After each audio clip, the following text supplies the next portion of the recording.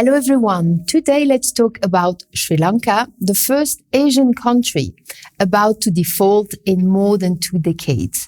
So Sri Lanka announced on April 12 that it was suspending foreign debt servicing, and it was also seeking support from the IMF. The headlong rush is hence coming to an end. The source of the crisis is as much exogenous circumstances as political mistakes. According to some analysts, the origin of the crisis go back to 1997, when Sri Lanka, on the back of socio-economic improvement, moved from being a low-income to a middle-income country, thus closing the doors to cheap financing from multinational organizations.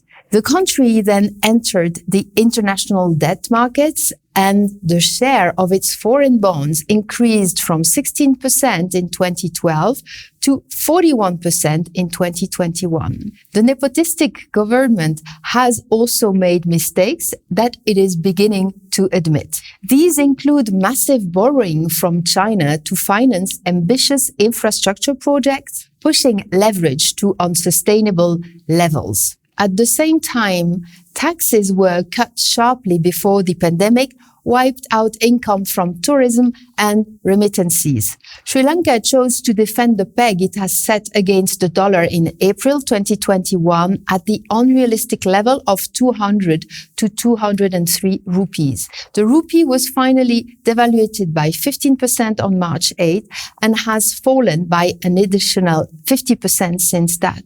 And the 700 basis points increase in the benchmark rate did not change anything. The policy has been costly, and foreign exchange reserves have shrunk to $1.9 billion at the end of March, which is below the monthly import requirement for food and raw materials. Soaring inflation is strangling the population, with food inflation reaching 30% in March, and power cuts are lasting over 12 hours a day. So when the choice had to be made, against a backdrop of demonstrations, between imports and suspension of debt servicing and the request to the IMF, the balance finally tipped. China and India are sending food, fuel, and emergency aid, but the situation is not sustainable. Sri Lanka is a sad example of the scissor effect, which is rising costs and collapsing revenues, and all this in foreign currency.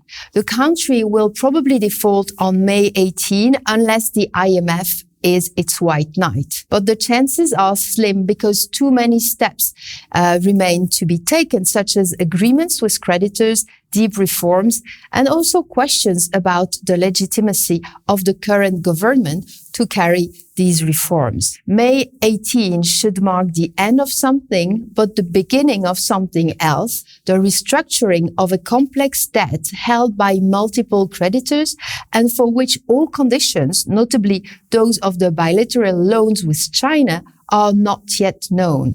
The story has only just begun. Thank you.